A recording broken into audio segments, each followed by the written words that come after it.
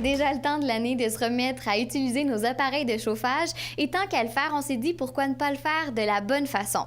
Pour nous aider, Monsieur Denis Lauzon, directeur au service de sécurité des incendies dans la région de Lac-Mégantic. Bonjour, Monsieur Lauzon. Bonjour. Nous ferons notre entrevue en 2 segments. La première, comment bien installer nos cheminées. Effectivement. Donc, l'installation d'une cheminée, il faut que la cheminée soit bien assise. Donc, on peut avoir ici un support qui vient nous aider à supporter notre cheminée comme pour bien l'asseoir pour qu'elle soit solide en tout temps. Ça, c'est la première règle. Et là, vous avez pour nous 2 modèles, le modèle extérieur et intérieur. Quelles sont les principales différences? Bien, il y en a une qui passe à l'extérieur du bâtiment. Évidemment. Donc, on part du toit, on descend en bas et on pénètre ici à l'intérieur de la résidence. Alors que l'autre, on part de la cheminée et on descend complètement à l'intérieur de la maison. La cheminée intérieure est plus performante parce qu'elle est déjà chaude lorsqu'on va l'utiliser, alors que l'autre, il faut la réchauffer pour qu'il y ait une tire. Donc, c'est plus long? C'est un peu plus long, mais on peut avoir des problèmes avec... plus de problèmes avec des cheminées extérieures que des cheminées intérieures. Et vous, personnellement, est-ce que vous suggérez d'installer nous-mêmes nos cheminées ou bien de le faire par un professionnel? L'utilisation d'un professionnel est toujours requis parce que lui, il sait comment le faire. En même temps, il va vous remettre un certificat de conformité comme quoi sa cheminée est bien installée, qui pourrait être remis après ça aux compagnies d'assurance. Donc, c'est très important quand même. Là. Ça peut... pour les assurances, c'est important. Puis aussi, j'imagine qu'il y a des étapes qu'on peut être plus enclin à sauter lorsqu'on le fait nous-mêmes. Oui, bien, il y a des produits qu'on n'achètera pas. Exemple, ici, on a un coupe pour empêcher la mousse isolant d'aller chercher la cheminée parce qu'il faut avoir un dégagement de 2 pouces.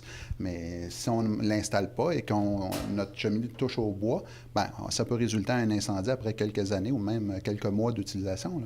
Donc, il y a des étapes, il y a des choses à installer, il y a des produits à installer. C'est sûr qu'un professionnel coûte plus cher, mais au moins, on est assuré que c'est fait selon les règles de l'art. Puis sinon, niveau ramonage, ça aussi, c'est important de le faire par un professionnel. Est-ce qu'on est mieux de le faire au début de l'hiver, après l'hiver, combien de fois par année? Dépendamment comment est-ce qu'on chauffe, on devrait le faire à peu près à tous les 5 cordes. Effectuer un bon ramonage, mais on recommande 2 ramonages par année. Un à l'automne et un au printemps. À l'automne, pour s'assurer qu'il n'y a pas de nid d'oiseaux dans notre cheminée, qu'il n'y a pas de créosote qui s'est formé ou quoi que ce soit. Et janvier, parce qu'on a chauffé quand même beaucoup. Et après ça, un autre au printemps pour s'assurer qu'on enlève toute la créosote parce que l'humidité va faire que la créosote va coller, va devenir vitreux et à ce moment-là, on a de la misère à l'enlever. Puis quelle est l'importance de faire ramoner notre cheminée? Bien, c'est d'enlever la créosote qu'il y a à l'intérieur, oui, parce qu'on utilise des poêles à combustion lente. Et lorsqu'on enlève un apport d'air, on dégage la créosote qui, elle, va venir coller sur la paroi. Et un feu de cheminée, ça prend juste de la créosote aussi mince qu'une feuille de papier. Puis pouvez-vous expliquer aux gens qui ne savent pas peut-être ce que c'est la créosote? Bien, c'est de la décomposition du bois qui se décompose en goudron, produit particules de carbone et tout ça, et qui colle sur les parois, qui, elle, lorsqu'elle atteint une certaine température, va prendre feu. Et à ce moment-là, c'est là qu'on retrouve un feu de cheminée. Puis sinon, ça aussi, il y a des gens, j'imagine, qui sont tentés peut-être de le faire eux-mêmes, ramoner, mais encore là, il y a une différence avec un bon ramoneur. Oui, bien, le ramoneur, lui, va s'assurer que le conduit soit... il y a une brosse de la bonne grosseur, de la bonne dimension, qui va avoir descendu avec le nombre de pieds qu'il y a de besoin. Et après ça, il va descendre une lumière pour s'assurer que tous les compartiments de la cheminée soient corrects, qu'il n'y ait pas de craques, de frisselures qui pourraient dégager de la chaleur à l'intérieur de la résidence et qui pourraient prendre feu. Des étapes qu'on pense peut-être pas à faire par nous-mêmes. Effectivement. Lui, c'est son métier. Hein? Chacun son métier. Donc, lui, ce ramoneur-là, il a déjà tous les équipements à sa possession parce qu'il en fait une multitude. Donc, il a tous les équipements nécessaires pour faire la vérification de la cheminée. Toujours préférable de demander à un professionnel. Et là, on va se diriger à la coop, M. Lauzon, pour que vous nous parliez un peu plus en détail des foyers et du bois. Oui, ben, on va parler des dégagements. Qu'est-ce qu'on peut retrouver? On va vous montrer une fiche signalétique qui est sur le poêle. Si on enlève ça, ben, on vient d'enlever toute l'approbation du poêle. Restez là. On est entouré de foyers, M. Lauzon. Dites-moi, qu'est-ce qui fait d'un foyer un foyer sécuritaire? Bien, c'est la fabrication, sa qualité. faut regarder la fiche signalétique qui est en arrière. Cette fiche signalétique-là va nous donner le pédigré un peu de notre poêle. On va y retrouver les dégagements qu'on doit avoir lorsqu'on fait l'installation, qui est très important parce que toute matière combustible, lors d'une installation autant de la cheminée qu'un poêle, doit être dégagée de toute matière combustible. Et c'est le poêle qui va nous dire, parce qu'il a été testé en laboratoire, et il va nous dire qu'on a à 24 pouces, 48 pouces de dégagement, où on peut le rapprocher à tant de pouces si on utilise tel et tel autre cheminée. Donc, c'est vraiment important, un point tel que si on n'a pas la fiche derrière, on ne devrait plus servir de ce foyer-là. Effectivement. S'il y en a qui, pour X raison, la fiche décolle, nous, comme préventionnistes, on pourrait arriver et dire que le poêle n'est pas approuvé parce que chacun a une fiche pour le poêle, son poêle à lui, puis c'est très dur d'en avoir d'autres. Donc, on pourrait dire au propriétaire de ne plus chauffer avec son poêle.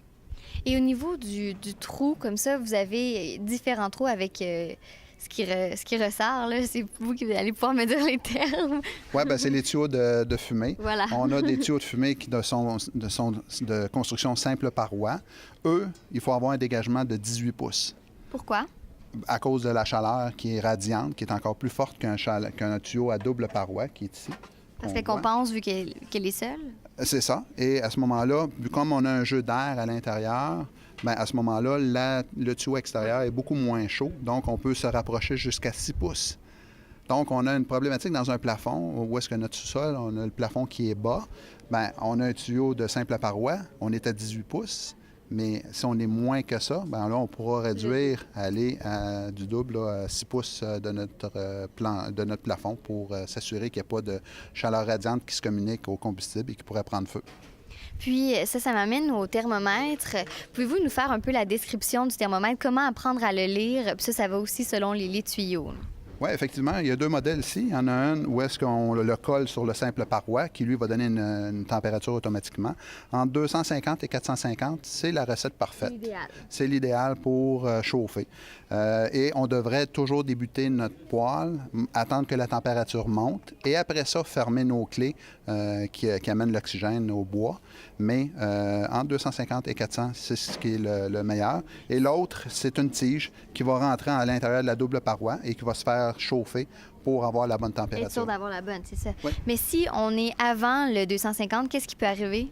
Bien, on va créer de la créosote. Ça ne brûlera pas. La créosote va se déposer sur notre cheminée, comme je vous ai dit tantôt. Une feuille, la simple épaisseur d'une feuille de papier peut créer un feu de cheminée. Donc, c'est très dangereux. Et si vous êtes au-dessus de 450, bien là, vous avez probablement un feu de cheminée. Probablement, ou encore là, il faudrait réduire, c'est très, très chaud, qui pourrait amener à un feu de cheminée, oui, parce que la conduction, la radiation des parois de cheminée, s'ils sont collés contre des combustibles, pourrait prendre feu. Et pouvez-vous nous expliquer comment on devrait bien chauffer notre foyer? Bien, en premier lieu, il faut s'assurer qu'on a notre scellant qui est alentour.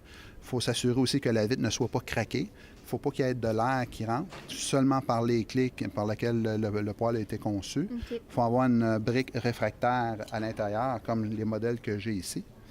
Et s'ils sont brisés, bien, on les remplace. À ce moment-là, on met notre bois, on s'assure lorsqu'on est prêt à allumer, un petit bois de papier, petit bois d'allumage, nos bûches, et on s'assure de chauffer la cheminée avant de mettre notre feu au poêle. Oui, effectivement, parce que notre cheminée n'étant pas refroidie, il risque d'avoir un refoulement qui va se faire à l'intérieur de la résidence. Donc, on ne veut pas avoir de fumée chez nous, dans la maison, c'est ça.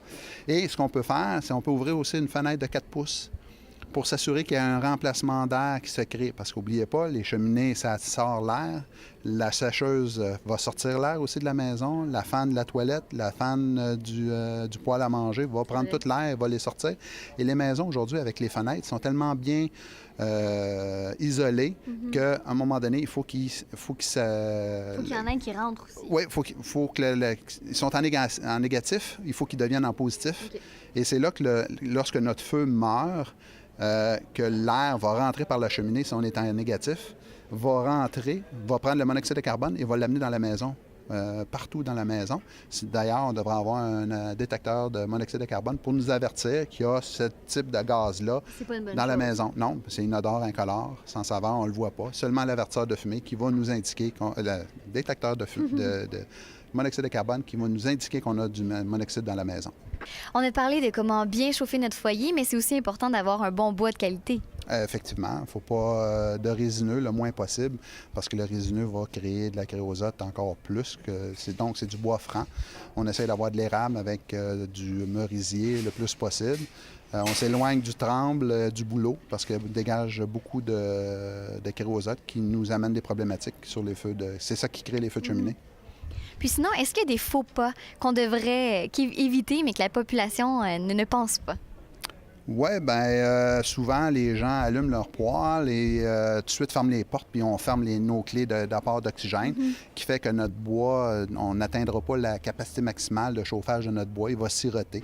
Puis en sirotant, bien, il va dégager du monoxyde de carbone. Il va avoir du créosote qui va se former et on ne chauffera pas. On va juste brûler du bois pour brûler du bois. Il faut réellement là, avoir un bon bois qui est sec de l'année précédente, de le mettre à l'intérieur de notre poêle, de l'allumer et qui chauffe entre 250 et 450. Là, à ce moment-là, on va chercher la capacité maximale de chauffant de notre bois. Puis est-ce qu'il y a d'autres alternatives au bois? Oui, bien, il y a des bûches, il y a du granule, il y a des bûches qui sont préfabriquées aujourd'hui, qui sont de très bonne qualité. Il y a le poêle au granule, il y en a qui sont au gaz propane. C'est aux gens à voir le type qu'ils veulent l'installer à la maison. Bien s'informer aussi. Oui, effectivement, oui, il faut s'informer, il faut savoir qu'est-ce qu'on veut, où on veut l'installer et comment on va l'installer. Oui. Ça, c'est important. Et en terminant, M. Lauzon, est-ce que les statistiques sont encourageantes face aux feux de foyer? Oui, bien, quand je suis arrivé ici, il y a quelques années, au mois de février, on a déjà eu jusqu'à 14 feux de cheminée. Aujourd'hui, bien, dans la saison, on en a peut-être 3, 4 maximum.